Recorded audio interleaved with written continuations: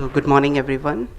I had come here with, with a mindset that I'll be also sharing a demo of the application. So I'll try to do that as well in the presentation. But what's more important is to take you through, this exciting journey which we have had covered in the last 3 years and in our very own Uttar Pradesh.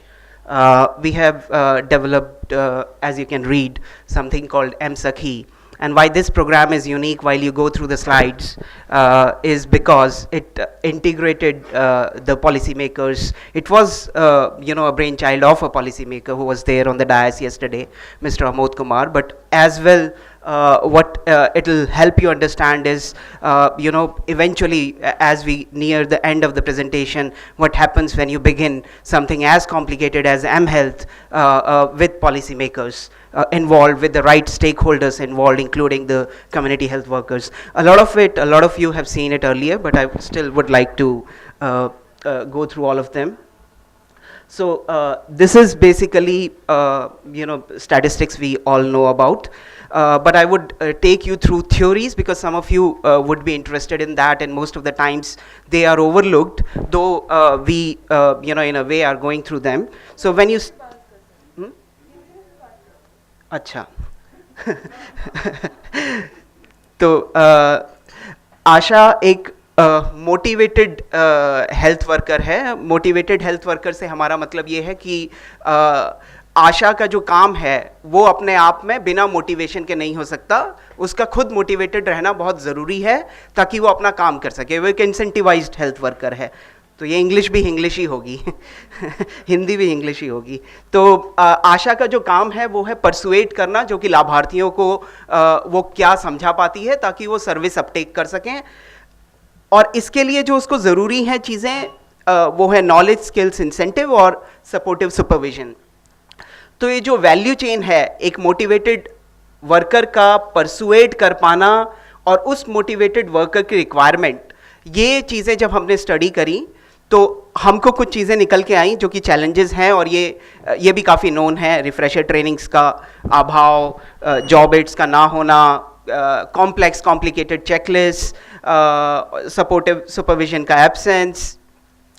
और ये कुछ comments हैं जो हमें field से मिले, जो आशाओं ने दिए, जिसमें उन्होंने कहा कि हम तो हमेशा देखकर और सुनकर सीखते हैं. आज तक हमारी दादी माँ, हमारी पढ़ाई तो इतनी है नहीं, हमने हमेशा देख और सुनकर सीखा है. और तो ये अपने आप में बहुत इम्पॉर्टेंट एक ऑब्जर्वेशन थी फील्ड से.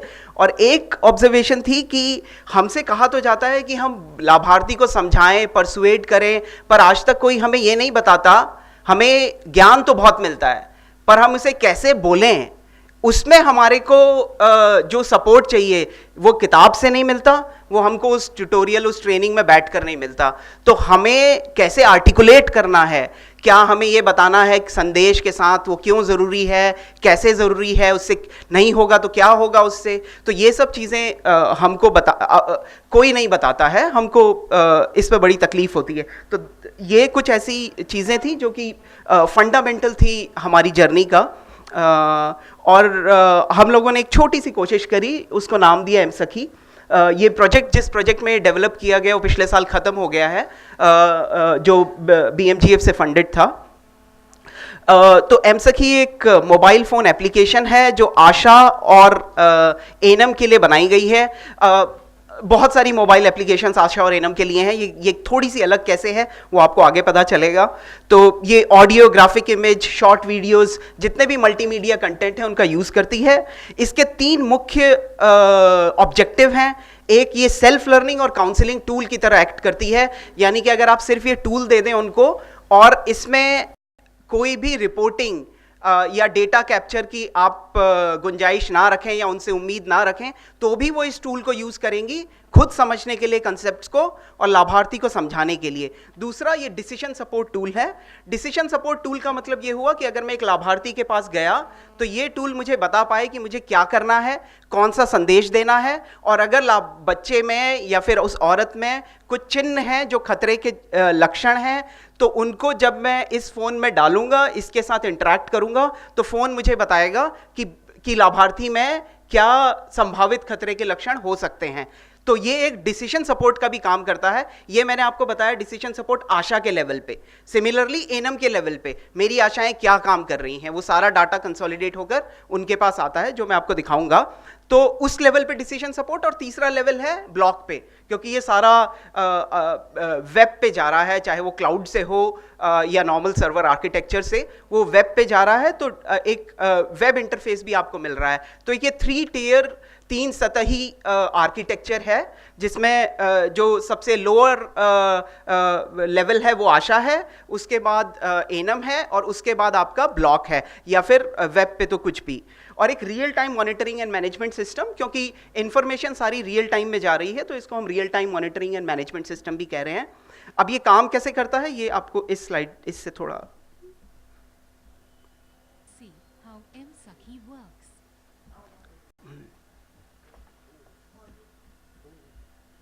An Asha registers a pregnant woman into M-Sakhi. In case she is not comfortable writing, she can register a beneficiary by recording her name Mohini Rajkumar and tagging a photo. During the pregnancy, Asha counsels beneficiaries using multimedia messages. ये बहुत जरूरी है कि ANMDB doctor या nurse M-Sakhi help Ashas prioritize messages as per the stage of pregnancy. Once the woman delivers, Asha captures the birth in M-Sakhi, and it in turn generates a postnatal home visit schedule for Ashas. The schedule is again color-coded for easy readability. A postnatal visit using M-Sakhi helps Asha counsel mother and families on home-based care, assess the newborn and mother for danger signs, classify sickness, and provide treatment or referral as indicated. The ANM as well is informed of all key indicators for her Ashas on her mobile phone in a real-time basis using a screen widget and M-Sakhi ANM app. M-Sakhi currently generates monthly HBNC home visit voucher cum report for Ashas to claim their incentives. The M-Sakhi web interface allows real-time monitoring by health officials. ये एक छोटा सा demonstration था कि ये कैसे काम करता है, और ये लगभग 10 महीना पुराना डेमोन्स्ट्रेशन है। उसके बाद हमने इसमें काफ़ी काम और किया है, जो मैं आगे आपको बताऊंगा। पर एक होता है डेवलप करना और एक होता है एविडेंस भी जनरेट करना। तो हमने ये कोशिश, जैसा मैंने आपसे कहा कि हमने बहुत क्लोजली NHM के साथ और डिस्ट्रिक्ट एडमिनिस्ट्रेशन के साथ मिलके काम किया। तो हम लोगों का एक ऑब्जेक्टिव ये भी था कि यूपी की सेटिंग में कुछ एविडेंस हम लोग जनरेट करें। इसके लिए हमने 2 ऑपरेशन रिसर्च स्टडीज़ करी, जिसमें पहली रिसर्च स्टडी में हमने ये पता लगाने की कोशिश करी कि क्या आशा उस टूल को इस्तेमाल कर सकती है, और कर सकती है तो सेल्फ लर्निंग और काउंसलिंग की जब हम बात करते हैं तो क्या उससे कोई इम्पैक्ट पड़ता है या नहीं पड़ता है। दूसरी ओआर स्टडी जो इसके बाद हुई, उसमें हमने ये पता लगाने की कोशिश करी, जब पहली के रिजल्ट्स हमें पॉजिटिव मिले, बहुत अच्छे नहीं, पॉजिटिव, तो हमने ये पता लगाने की कोशिश करी कि जब आप उसको और कॉम्प्लिकेट करेंगे टूल को, उसमें डिसीजन सपोर्ट सिस्टम भी डालेंगे, उसमें एनएम को भी इन्वॉल्व करेंगे, उसमें बाकी तमाम तरह की चीज़ें डालेंगे, और उसे एक आइसोलेटेड इंडिपेंडेंट टूल की जगह एक कनेक्टेड कॉम्प्लेक्स कॉम्प्लिकेटेड टूल बनाएंगे, तो क्या आशा के पास इतना मोटिवेशन होगा, उसकी एबिलिटी इतनी होगी कि वो उसको यूज़ कर पाए। तो ये हमने दूसरी ओआर स्टडी में जानने की कोशिश करी। इसके कुछ रिजल्ट्स मैं आपके साथ शेयर करना चाहूँगा। जो हमारी पहली ओआर स्टडी थी, उसमें हमने देखा कि ग्रेजुअली, ये क्वार्टरली रिजल्ट हैं, आशा का जो यूसेज है पर मंथ, वो केवल इस टूल का यूसेज है, जिसमें जो कंटेंट है उसका, वो आप देखेंगे कि लगभग 2.5 टाइम्स के करीब बढ़ गया, 121, यानी 2 घंटे वो एप्लीकेशन को यूज़ कर रही थी सेल्फ लर्निंग के लिए या काउंसलिंग के लिए। उसके बाद जब हमने देखा कि उसने ये इस्तेमाल किया कहाँ, तो हमने देखा कि सबसे ज़्यादा इस्तेमाल ANC मैसेजेस, ANC से रिलेटेड जानकारी का हुआ है, फिर PNC, फिर इम्यूनाइजेशन, कॉम्प्लीमेंट्री फीडिंग, बाकी तमाम तरह की चीज़ें। लेकिन एक इंटरेस्टिंग चीज जो हमने देखी वो ये देखी कि आशा उसे कब इस्तेमाल कर रही थी। तो हमने देखा कि सुबह 10 से 6 बजे तक ये जो भी इस्तेमाल हमने आपको दिखाया है, इसका लगभग आधे से ज्यादा, थोड़ा सा ज्यादा इस्तेमाल सुबह 10 से 6 बजे तक हुआ है, और रात में 6 से 10 बजे तक एक तिहाई इस्तेमाल जो हुआ है वो इस समय में हुआ है। तो जब हमने उनसे बात करी बाद में FGDs के दौरान, तो हमें उन्होंने ये कहा कि जो ज़्यादा उपयोग है हम काउंसलिंग के लिए करते हैं, लेकिन हम इससे खुद भी पढ़ते हैं। तो इससे एक बात साबित होती है कि उनको 6 से 10 बजे के बीच में कोई बोल नहीं रहा है कि आप पढ़ो, आप मोबाइल खोलो, आप मोबाइल देखो, पर ये आशाएं मोबाइल खोल रही हैं, मोबाइल देख रही हैं और कंटेंट भी देख रही हैं, which is very positive. Asha knowledge, और ये जब मैं कह रहा हूं कि ये मोबाइल खोल रही हैं, तो ये उस एप्लीकेशन को खोल रही हैं, ये मोबाइल के खुलने से इसका कोई रिलेशन नहीं है, ये उस एप्लीकेशन का यूसेज है। उसके बाद हमने देखा कि आशा की नॉलेज बढ़ी या नहीं बढ़ी। तो हमने ये पाया कि जो ये कंट्रोल एक्सपेरिमेंटल डिज़ाइन था कि जो आशाएं एमसखी यूज़ कर रही थी उनकी नॉलेज में ज़्यादा इंप्रूवमेंट हुआ बनस्पत उन आशाओं के जो फ्लिप बुक्स और normal Orthodox traditional tools use कर रही थी। आशा की काउंसलिंग एबिलिटी हमने देखा कि वो कंप्लीट मैसेज डिलीवर करने की उनकी क्षमता ज़्यादा है, और वो ज़्यादा कंप्लीट मैसेजेस डिलीवर कर रही हैं। जब मैं कहता हूं कि वो कंप्लीट मैसेज डिलीवर कर रही हैं, तो उसका क्या मतलब है? उसका मतलब है कि वो ना केवल संदेश दे रही हैं, बल्कि उस संदेश की महत्ता को बता रही हैं। उस संदेश की महत्ता बताने के साथ साथ वो एक टूल का इस्तेमाल कर रही हैं, चित्र दिखा रही हैं और रीइंफोर्स कर रही हैं। जब वो ये चारों चीज़ें कर रही हैं, तो मैं कहता हूं कि उसने एक कंप्लीट मैसेज दिया। यानी कि अगर मैं सिर्फ उसे ये बता दूं कि आपको ब्रेस्ट फीडिंग कराना चाहिए, कोलेस्ट्रॉल पिलाना चाहिए, वो एक कंप्लीट संदेश नहीं होगा। जो 4 कंपोनेंट्स मैंने बताए, अगर वो चारों होंगे तो वो कंप्लीट संदेश माना जाएगा। तो ये एक ऑब्जर्वेशन स्टडी हमने करी दोनों आर्म्स में 40-40 आशाओं के साथ और लगभग 100 बेनिफिशरीज। तो हमने पाया कि जो मोबाइल यूज कर रही हैं उनकी कंप्लीट मैसेज डिलीवर करने की क्षमता ज्यादा है। उसके बाद हमने देखा कि अब हम इम्पैक्ट की बात करते हैं। तो नॉलेज से अगर मैं कहूं कि मैटरनल मोर्टेलिटी कम होती है, तो उसका रिलेशनशिप है, बट बहुत डायरेक्ट एसोसिएशन किसी भी स्टडी से साबित करना बड़ा मुश्किल है। तो हमने एक कोशिश करी कि जो हमने अपने OR2 में कि उनको जो HbA1c है IMNCI पे बेस्ड, वो हमने उनके मोबाइल में डाला, वो एल्गोरिदम, वो पूरा न्यूबॉर्न को एसेस करने का पूरा एप्लीकेशन।